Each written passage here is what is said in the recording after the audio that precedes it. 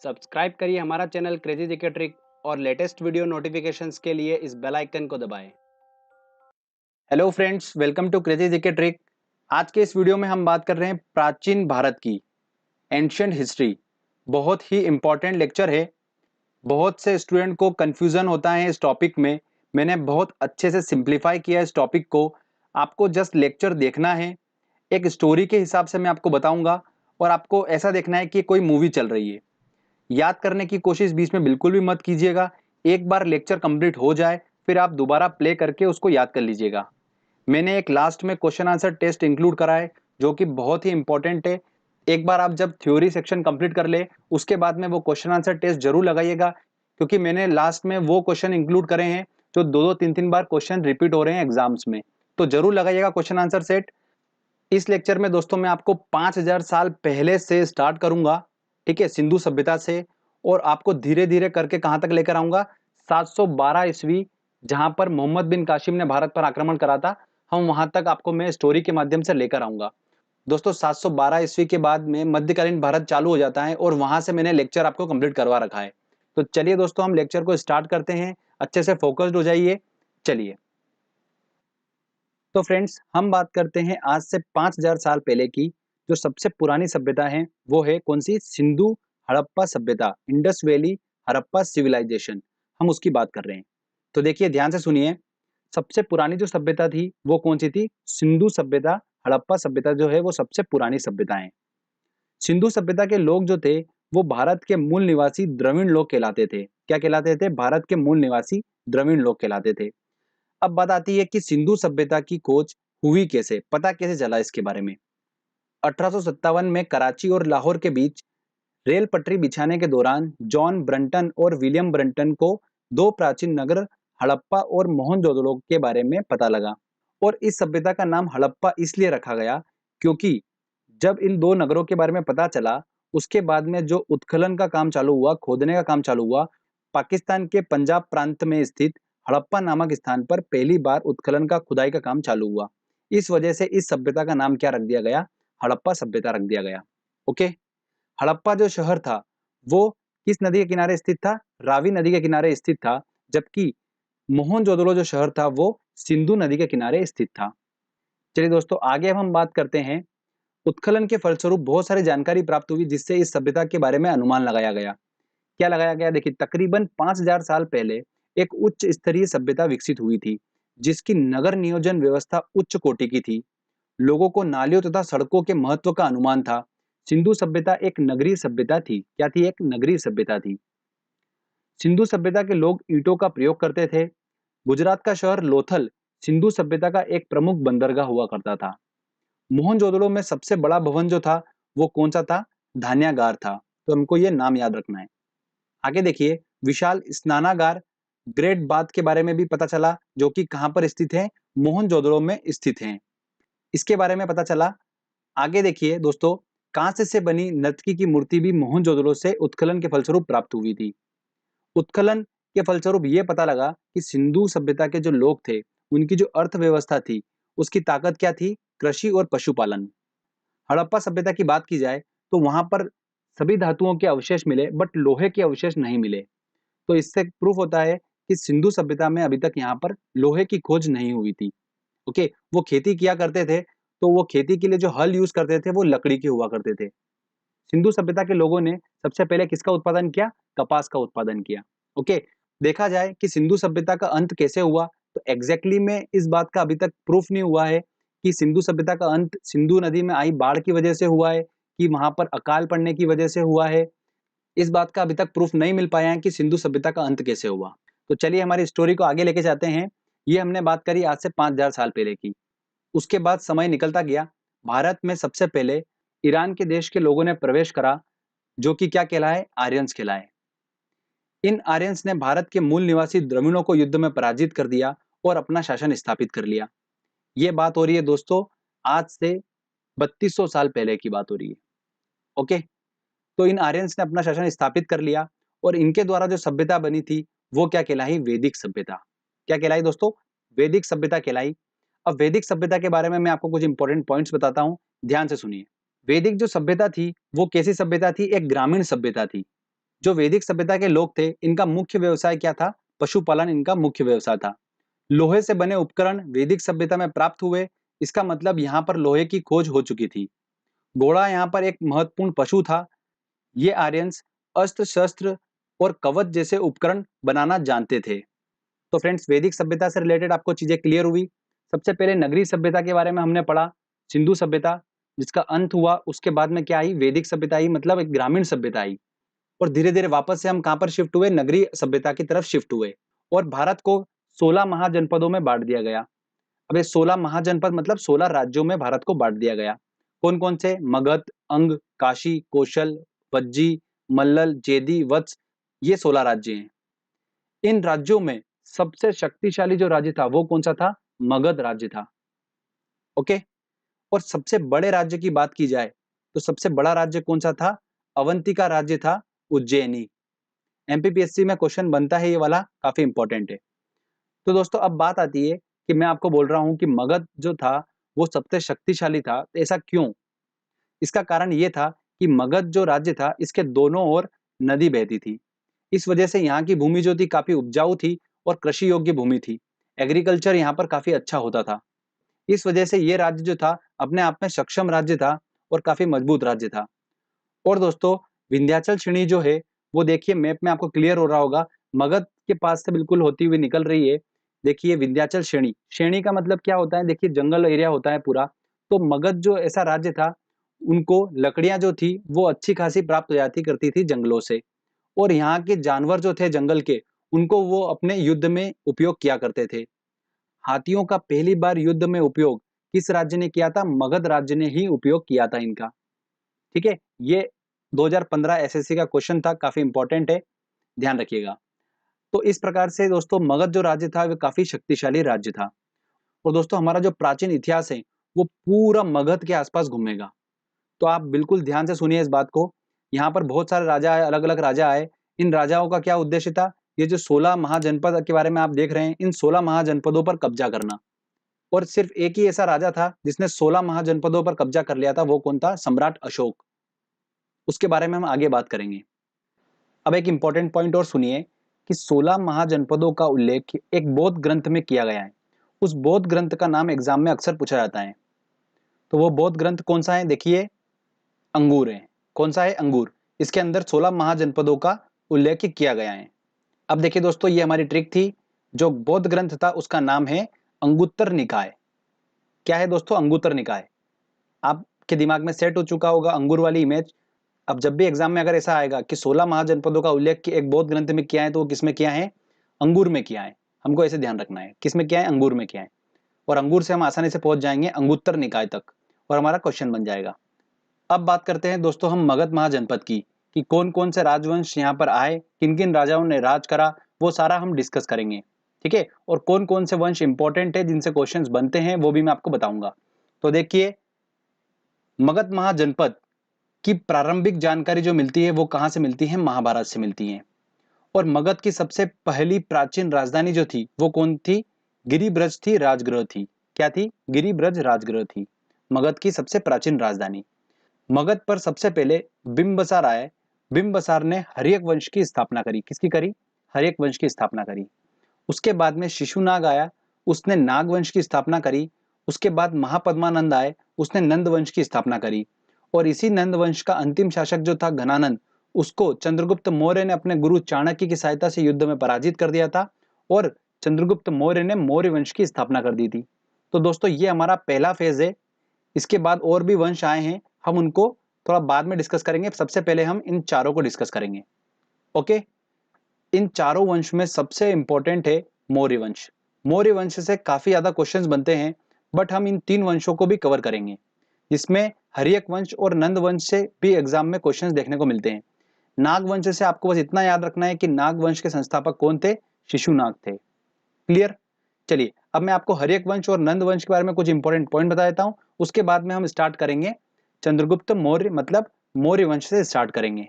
देखिए, बिंबसार ने हर्यक वंश की स्थापना करी मगध पर सबसे पहले। तो बिंबसार जो था वो बौद्ध धर्म का अनुयायी था। किसका था? बौद्ध धर्म का अनुयायी था। इसकी मृत्यु उसके पुत्र अजात शत्रु ने कर दी थी। और इस अजातशत्रु की मृत्यु उदयन इसके पुत्र ने की थी। और इसी उदयन ने, ध्यान रखिएगा इंपॉर्टेंट क्वेश्चन है, गंगा और सोन नदी के संगम पर पाटलिपुत्र नगर की स्थापना करी थी। किसने? इस उदयन ने।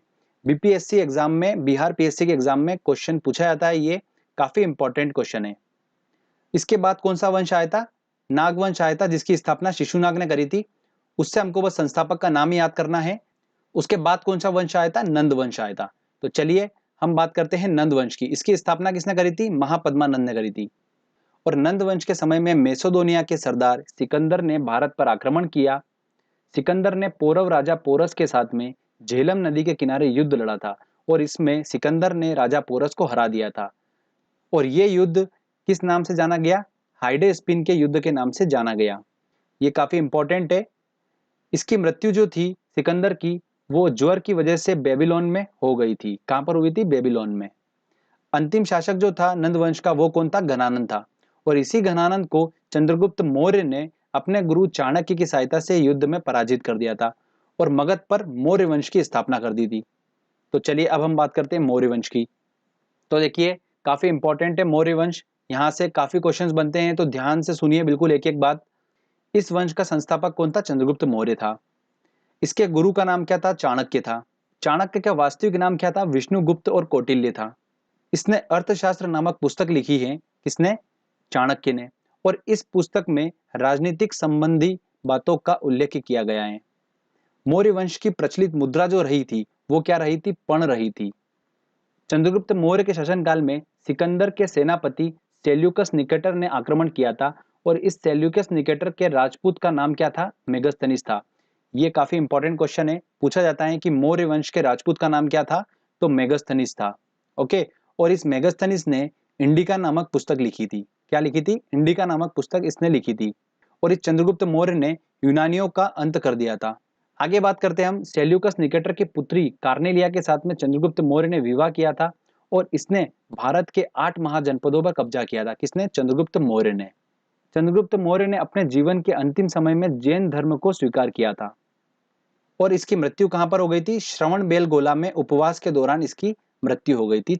इसके बाद में मौर्य वंश का अगला शासक कौन बना? बिंदुसार बना। तो चलिए बिंदुसार की बात करते हैं हम अब। पुराणों में बिंदुसार को अमित्रघात, वारिसार, भद्रसार के नाम से जानते हैं। किस नाम से? अमित्रघात, वारिसार, भद्रसार के नाम से जानते हैं। बिंदुसार जैन धर्म का अनुयायी था। बिंदुसार के शासनकाल में तक्षशिला में विद्रोह हुआ था और बिंदुसार ने अपने पुत्र अशोक को विद्रोह दबाने के लिए भेजा था। अशोक ने न केवल विद्रोह को शांत किया था बल्कि वहां की प्रजा का प्रेम और विश्वास भी जीत लिया था। बिंदुसार ने भारत के 10 महाजनपदों पर राज किया था। इसके बाद अशोक अगला शासक बना मौर्य वंश का। अशोक की बात करते हैं। देखिए ये सबसे सक्सेसफुल शासक था जिसने ऑलमोस्ट सारे जनपदों को जीत लिया था अशोक ने। तो देखिए बात करते हैं अशोक की। पूरे मौर्य वंश में अशोक सबसे महाप्रतापी शासक था। इसके शासनकाल में शिलालेखों का प्रचलन बढ़ा था। इन शिलालेखों की खोज सबसे पहले 1750 में फेन थेलर ने की थी और सबसे पहले 1837 में इसको जेम्स प्रिसेप ने इन शिलालेखों को पढ़ा था। तो खोज किसने करी थी? फेन थेलर ने की थी। और सबसे पहले इन शिलालेखों को पढ़ा किसने था? जेम्स प्रिसेप ने पढ़ा था। ठीक है, ये काफी इंपॉर्टेंट क्वेश्चन है। प्रारंभ में तो अशोक जैन धर्म का अनुयायी था, लेकिन बाद में कलिंग युद्ध में भारी मारकाट के बाद इसने शस्त्रों को त्याग दिया था और इसने गौतम बुद्ध के शिष्य उपगुप्त से बौद्ध धर्म की दीक्षा ली थी। इस वंश का अंतिम शासक कौन हुआ? वृद्धत हुआ। एक नोट ध्यान रखिएगा स्पेशली, अशोक जो था वो देवानाम प्रिय के नाम से विख्यात था। देवानाम प्रिय। तो फ्रेंड्स यहाँ पर हमारा ये मौर्य वंश खत्म होता है। इसके बाद में कौन सा वंश आया? चलिए मैं आपको बताता हूं। तो देखिए दोस्तों, हमने मौर्य वंश तक कंप्लीट कर लिया है। अब आगे बात करते हैं कि मौर्य वंश के बाद कौन सा वंश आया। तो देखिए मौर्य वंश का अंतिम शासक कौन था? वृद्धत था। इसको युद्ध में पराजित कर दिया पुष्यमित्र ने और शुंग वंश की स्थापना कर दी। शुंग वंश के बाद में वासुदेव आए। वासुदेव ने कर्ण वंश की स्थापना करी और उसके बाद सिमुक आया। सिमुक ने सातवाहक वंश की स्थापना करी और उसके बाद में इस सातवाहक वंश के अंतिम शासक सातकर्णी को युद्ध में पराजित करा श्रीगुप्त ने और गुप्त वंश की स्थापना कर दी। तो अब हमको क्या पढ़ना है दोस्तों? अगला इंपॉर्टेंट आ रहा है हमारा गुप्त वंश। तो देखिए दो हाईलाइटेड आपको दिख रहे होंगे, मौर्य वंश और गुप्त वंश। ये मौर्य वंश और गुप्त वंश दोनों बहुत ज्यादा इंपॉर्टेंट है, इनसे बहुत ज्यादा क्वेश्चंस बनते हैं। और जो शुंग वंश है, कर्ण वंश है और सातवाहन वंश है, इनके हमको संस्थापक के नाम याद करना है और इनका सीक्वेंस याद रखना है। ठीक है, इनके सीक्वेंस से और संस्थापक से क्वेश्चंस बनते हैं। तो शुंग वंश की स्थापना किसने करी? पुष्यमित्र ने करी। कर्ण वंश की स्थापना किसने करी? वासुदेव ने। सातवाहन वंश की स्थापना किसने करी? सिमुक ने करी। ठीक है, और इसी सातवाहन वंश के अंतिम शासक सातकर्णी को युद्ध में पराजित करा श्रीगुप्त ने और गुप्त वंश की स्थापना कर दी। तो चलिए दोस्तों, हम अब बात करते हैं गुप्त वंश की। तो देखिए दोस्तों, श्रीगुप्त की बात करते हैं। श्रीगुप्त ने भारत के 6 महाजनपदों को जीता था। इसके बाद घटोत्कच आया और फिर चंद्रगुप्त प्रथम अगला शासक बना था। चंद्रगुप्त प्रथम आया। चंद्रगुप्त प्रथम ने लिच्छवी राजकुमारी देवी के साथ विवाह किया था। देखिए काफी इंपॉर्टेंट है, नाम याद रखिएगा, लिच्छवी राजकुमारी देवी के साथ विवाह किया था। इसी ने भारत में गुप्त संवत की स्थापना की थी। किसने? चंद्रगुप्त प्रथम ने। लिच्छवी राजकुमारी देवी का जो पुत्र था समुद्रगुप्त, वो चंद्रगुप्त प्रथम के बाद में अगला शासक बना। तो चलिए हम बात करते हैं अब समुद्रगुप्त की। समुद्रगुप्त संगीत प्रेमी था और इसने अपने सिक्कों पर वीणा बजाती हुई देवी की मूर्ति अंकित की थी। महापराक्रमी होने की वजह से इसे भारत देश का नेपोलियन कहा जाता था। किसको? समुद्रगुप्त को। इसके बाद में चंद्रगुप्त द्वितीय अगला शासक बना। चंद्रगुप्त द्वितीय जो था उसको किस नाम से जाना जाता था? विक्रमादित्य के नाम से भी जाना जाता है। यह भी एक महाप्रतापी शासक था। इसने भारत में शकों के आक्रमण को विफल कर दिया था। अब शकों के आक्रमण से आप क्या समझ रहे हैं? विदेशी आक्रमण को विफल कर दिया था। ओके, भारत के इतिहास में सबसे पहले चांदी के सिक्के चलाए थे, वो किसने चलाए थे? चंद्रगुप्त द्वितीय ने ही चलाए थे। कालिदास, आर्यभट्ट, वराहमिहिर, ब्रह्मगुप्त, सुश्रुत इत्यादि विद्वान इसी के शासनकाल में थे। देखिए 3 बता रहा हूं जो बहुत ज्यादा इंपॉर्टेंट है। कालिदास, आर्यभट्ट, वराहमिहिर, ये तीनों तो बहुत ही ज्यादा इंपॉर्टेंट है। ध्यान रखना, ये तीनों विद्वान किसके शासनकाल में थे? चंद्रगुप्त द्वितीय के शासनकाल में थे। और इनसे रिलेटेड कुछ इंपॉर्टेंट पॉइंट्स बता रहा हूं, वो देख लीजिए। आर्यभट्ट जो थे वो खगोल वैज्ञानिक और गणितज्ञ थे और आर्यभट्ट ने सूर्य सिद्धांत की रचना की थी। किसकी? सूर्य सिद्धांत। अगला पॉइंट सुनिए, वराहमिहिर जो थे वो एक क्या थे? खगोल शास्त्री थे। ये एसएससी 2011-15 का क्वेश्चन है, 2 बार रिपीट हुआ है। आगे देखिए, कालिदास ने मेघदूतम और कुमार संभव की रचना की है। किसकी? मेघदूतम और कुमार संभव की। चंद्रगुप्त द्वितीय का शासनकाल भारतीय इतिहास का स्वर्ण काल कहलाता है। इसके बाद में अगला शासक कौन बना? कुमारगुप्त। कुमारगुप्त की बात करते हैं तो देखिए, नालंदा यूनिवर्सिटी की स्थापना किसने करी थी? कुमारगुप्त ने ही की थी। इसके बाद स्कंदगुप्त अगला शासक बना। स्कंदगुप्त की बात करते हैं तो इसने भारत में सबसे ज्यादा कृत्रिम झीलों का निर्माण कराया था। किसने? स्कंदगुप्त ने। इस वंश का अंतिम शासक कौन हुआ था? भानुगुप्त हुआ था। तो फ्रेंड्स, यहाँ पर हमारा ये गुप्त वंश जो है वो खत्म होता है। जो हम गुप्त वंश की बात कर रहे थे, ये गुप्त वंश का समय चल रहा था 250 ईस्वी से लेकर 500 ईस्वी तक। तो हम 500 ईस्वी तक तो आ गए। अब देखिए इसके बाद हमारा एक छोटा सा सेक्शन बच रहा है। वो क्या बच रहा है? दक्षिण भारत के राजवंश, जैसे चालुक्य वंश, चोल वंश, ये सारे जो वंशज हैं, इन सबको हम, दक्षिण भारत के जितने भी राजवंश है, इनको हम एक सेपरेट लेक्चर में कवर करेंगे विद क्वेश्चन आंसर टेस्ट के साथ में। ओके, चलिए आगे हम बात करते हैं अब कुछ इंपॉर्टेंट पॉइंट्स की जो कि हमको पता होना चाहिए। भारत में वेदों की संख्या कितनी है? 4 है। वेद शब्द का मतलब क्या है? ज्ञान है। क्या है वेद शब्द का मतलब? ज्ञान। अब देखिए 4 जो वेद है वो कौन कौन से, हमको डिस्कस कर लेते हैं। ऋग्वेद, ये सबसे प्राचीनतम वेद है और इसे संस्कृत भाषा का जनक माना जाता है। किसको? ऋग्वेद को। गायत्री मंत्र की रचना ऋग्वेद से ही की गई है। इसमें 10 मंडल व 1028 सूक्त हैं। ये 1028 दिमाग में छप जाना चाहिए। ठीक है। साम्यवेद की बात करते हैं तो इसको भारतीय संगीत का जनक माना जाता है। साम्यवेद को भारतीय संगीत का जनक माना जाता है। अगला बात करते हैं हम यजुर्वेद की। इसमें कृष्ण की उपासना का उल्लेख मिलता है यजुर्वेद में। और सबसे लास्ट आता है अथर्ववेद। सबसे आधुनिकतम वेद जो है वो कौन सा है? अथर्ववेद है। और जादू टोना टोटका अथर्ववेद से ही लिया गया है। अगला पॉइंट आता है हमारा, राजतरंगिणी पुस्तक के लेखक का नाम क्या है? कल्हण है। यह पुस्तक कश्मीर के इतिहास से संबंधित है। चीनी यात्री ह्वेंगसान हर्षवर्धन के शासनकाल में आए थे, जबकि चीनी यात्री फाहियान चंद्रगुप्त द्वितीय के शासनकाल में आए थे। ये बहुत ही इंपॉर्टेंट पॉइंट है, ध्यान रखिएगा। अगर आपको याद करना है, देखिए हर्षवर्धन का ह और ह्वेंगसान का ह, ये दोनों मैच करेगा तो आप कंफ्यूज नहीं होंगे। और फाहियान जो है वो चंद्रगुप्त द्वितीय के शासनकाल में आया था, बहुत ही ज़्यादा इंपॉर्टेंट है। भारत का आइंस्टीन किसे कहा गया है? नागार्जुन को कहा गया है। तो फ्रेंड्स यहाँ पर हमारा प्राचीन भारत का जो थ्योरी सेक्शन है वो कंप्लीट होता है। मैंने पूरी कोशिश करी है कि मैं स्टोरी के माध्यम से आपको पूरा समझाऊं। दोस्तों अब हमारे सिर्फ दो छोटे छोटे टॉपिक रह जाते हैं। एक रह जाता है धार्मिक आंदोलन, जिसमें हम पढ़ेंगे बौद्ध धर्म जैन धर्म को, और दूसरा हमारा रह जाता है दक्षिण भारत के राजवंश। ये दोनों टॉपिक बहुत जल्दी मैं अपलोड कर दूंगा, तो आप टेंशन बिल्कुल मत लीजिए। अभी जो हमने पढ़ा है अच्छे से, चलिए दोस्तों हम टेस्ट लगाते हैं और देखते हैं कि कितने क्वेश्चंस हम सॉल्व कर पा रहे हैं। बहुत ही इंपॉर्टेंट क्वेश्चंस मैंने इंक्लूड करे हैं, तो आप टेस्ट जरूर लगाइए। चलिए देखिए दोस्तों, हमारा पहला क्वेश्चन है, विशाल स्नानागार कहाँ मिला था? तो कहाँ पर मिला था? मोहनजोदड़ो में मिला था। तो आंसर क्या होगा? C answer. सिंधु घाटी के लोगों की एक महत्वपूर्ण रचना निम्नलिखित में से किसकी मूर्ति थी? तो कौन सी मूर्ति थी? नृत्य करती हुई बालिका। बी आंसर होगा। उस राज्य का नाम बताइए जिसने पहली बार युद्ध में हाथियों का इस्तेमाल किया था। तो किसने करा था? मगध राज्य ने करा था। तो क्या होगा आंसर? बी आंसर होगा। काफी इंपॉर्टेंट क्वेश्चन है। चलिए नेक्स्ट क्वेश्चन लेते हैं।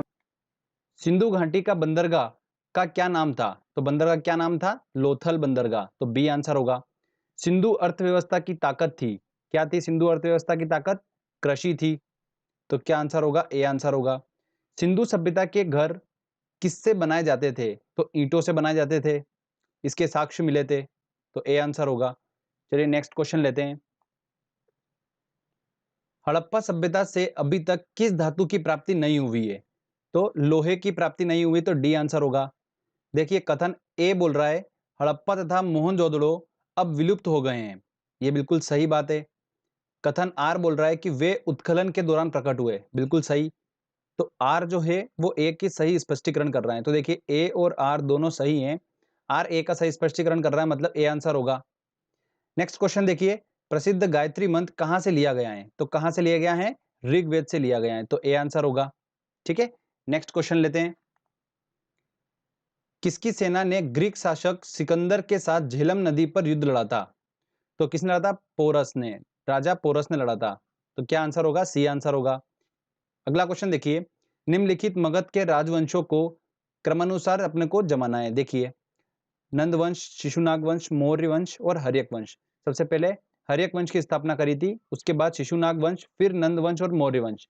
तो 4-2-1-3, 4-2-1-3 मतलब बी आंसर होगा। ठीक है फ्रेंड्स, चलिए नेक्स्ट क्वेश्चन लेते हैं। बिंदुसार के शासन के दौरान अशांति कहां पर हुई थी? तो बिंदुसार के शासन के दौरान अशांति कहां पर हुई थी? तक्षशिला में हुई थी। उसके बाद बिंदुसार ने अशोक को वहां पर भेजा था। तो क्या होगा आंसर? ए आंसर होगा। चंद्रगुप्त मौर्य ने अपने अंतिम दिन कहां गुजारे थे? तो चंद्रगुप्त मौर्य ने अपने अंतिम दिन कहां गुजारे थे? श्रवण बेलगोला में गुजारे थे। डी आंसर होगा। देवानाम प्रिय के नाम से कौन विख्यात हैं? तो कौन विख्यात है? देखिए दोस्तों अशोक विख्यात था, मैंने आपको बताया था। तो क्या आंसर होगा इसका? बी आंसर होगा। चलिए नेक्स्ट क्वेश्चन लेते हैं हम। इंडिका किसने लिखी है? इंडिका पुस्तक किसने लिखी है? देखिए मेगस्थनीज ने लिखी है। तो क्या आंसर होगा? ए आंसर होगा। मौर्य दरबार में ग्रीस के राजदूत का क्या नाम था? तो क्या नाम था राजदूत का? नाम मेगस्थनीज था। अशोक ने किस बौद्ध साधु से प्रभावित होकर बौद्ध धर्म को अपनाया था? तो उसने उपगुप्त से शिक्षा ली थी, मतलब इसका आंसर क्या होगा? बी आंसर होगा। चलिए नेक्स्ट क्वेश्चन लेते हैं। अर्थशास्त्र के लेखक किसके समकालीन थे? तो देखिए अर्थशास्त्र के लेखक जो था वो कौन था? चाणक्य था। और चाणक्य जो था वो किसके समकालीन थे? चंद्रगुप्त मौर्य के। तो क्या आंसर होगा इसका? बी आंसर होगा। अगला क्वेश्चन है, किस प्रसिद्ध शासक को शिलालेखों का जनक कहा जाता है? तो किसको कहा जाता है? अशोक को कहा जाता है। एक बात और ध्यान रखिएगा, इन शिलालेखों को किस लिपि में लिखा गया है? ब्राही लिपि में। ठीक है, ये भी हमको पॉइंट ध्यान रखना है। मौर्य वंश के तत्काल बाद किस वंश ने आकर राज किया था? तो मौर्य वंश के बाद कौन सा वंश आया था? देखिए दोस्तों शुंग वंश आया था उसके बाद में। उसके बाद आया था कौन सा? कर्ण वंश आया था। उसके बाद सातवाहक वंश आया था। तो आंसर क्या होगा इसका? बी आंसर होगा। ठीक है, इस सीक्वेंस से भी क्वेश्चंस पूछते हैं, इसलिए आप सीक्वेंस भी ध्यान रखिएगा। नेक्स्ट क्वेश्चन लेते हैं। विक्रमादित्य के नाम से जाना जाता है, किसको जाना जाता है? चंद्रगुप्त द्वितीय को जाना जाता है। लिच्छवी दोहित्र किसे कहते हैं? देखिए लिच्छवी दोहित्र किसे कहते हैं? देखिए लिच्छवी नामक राजकुमारी से किसने विवाह किया था? चंद्रगुप्त प्रथम ने किया था। और लिच्छवी राजकुमारी का जो पुत्र था वो कौन था? समुद्रगुप्त था। इसलिए समुद्रगुप्त को ही लिच्छवी दोहित्र के नाम से जाना जाता है। तो सी आंसर होगा। भारत देश का नेपोलियन किसे कहा जाता है? समुद्रगुप्त को कहा जाता है। तो सी आंसर होगा। चलिए नेक्स्ट क्वेश्चन लेते हैं। प्रसिद्ध चीनी यात्री फाहियान किसके शासनकाल के दौरान भारत आया था? तो फाहियान किसके शासनकाल के दौरान आया था? चंद्रगुप्त द्वितीय के शासनकाल के दौरान। तो डी आंसर होगा। मेघदूत के रचयिता कौन है? देखिए मेघदूत और कुमार संभव की रचना किसने करी थी? कालिदास ने करी थी। तो ए आंसर होगा। अगला क्वेश्चन देखिए, वराहमिहिर थे, वराहमिहिर कौन थे? एक खगोल शास्त्री थे। तो क्या आंसर होगा दोस्तों इसका? सी आंसर होगा। चलिए नेक्स्ट क्वेश्चन लेते हैं हम। ऋग्वैदिक आर्यों का मुख्य व्यवसाय क्या था? तो ऋग्वैदिक आर्यों का मुख्य व्यवसाय क्या था? पशुपालन था। तो बी आंसर होगा। निम्न में से कौन एक बौद्ध ग्रंथ 16 महाजनपदों का उल्लेख करता है? तो कौन करता है दोस्तों? अंगुत्तर निकाय करता है। तो इसका आंसर क्या होगा? ए आंसर होगा।